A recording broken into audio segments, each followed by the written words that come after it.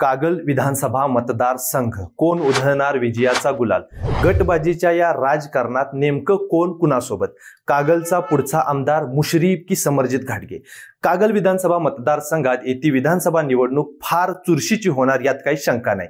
तसं पाहिलं तर हा मतदारसंघ गटातटात विभागलेला आहे। प्रामुख्याने इथं 4 गट सक्रिय आहेत। मुश्रीफ गट, मंडलिक गट, संजय बाबा घाटगे गट व समरजित सिंह घाटगे गट।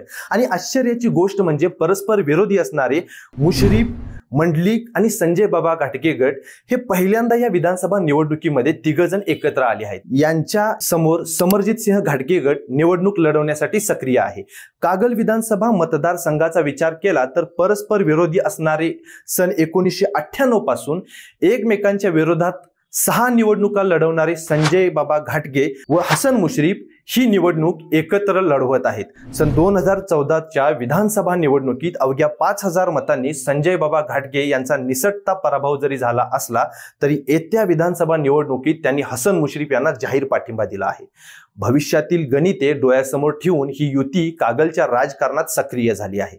दुसरा महत्त्वाचा गट म्हणजे संजय मंडलिक गट। भरसभेत माजी खासदार संजय मंडलिक यांनी हसन मुश्रीफ यांना जाहीर पाठिंबा दिला। साखर कारखाना, जिल्हा परिषद, जिल्हा बँक अशा निवडणुका परस्पर विरोधात लढवल्या गेल्या असल्या तरी दोन्ही गटात मनोमिलन झाल्याचे दिसून येत आहे।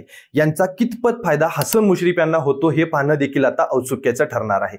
बघायला गेलं तर मंडलिक, मुश्रीफ आणि घाटगे हे 3 गट आता निवडणुकीला एकत्र सामोरे जाताना दिसत आहे। यांच्या विरोधामध्ये बघायला गेलं तर शाहू ग्रुपचे अध्यक्ष व नुकतेच ज्यांनी कागल येथे शरद पवार यांच्या उपस्थितीत राष्ट्रवादी काँग्रेस शरदचंद्र पवार गटामध्ये प्रवेश केला आहे ते समरजित सिंह घाटगे हे देखील आता इच्छुक उमेदवार आहेत। सन 2019 ची विधानसभा निवडणुकीत त्यांनी अपक्ष लढवली व निर्णायक मते देखील मिळवली।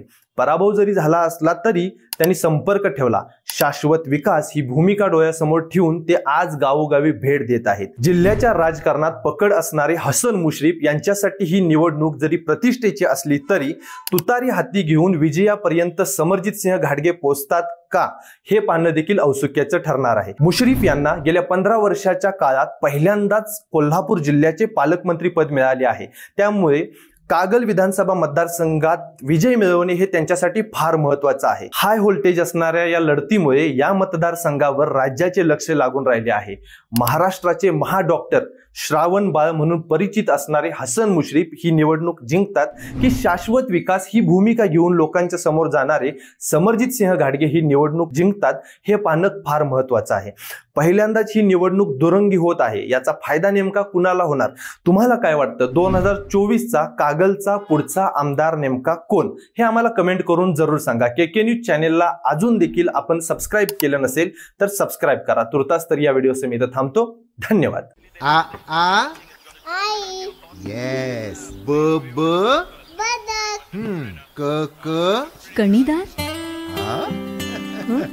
ख ख खमंग ग ग गोकुळ तू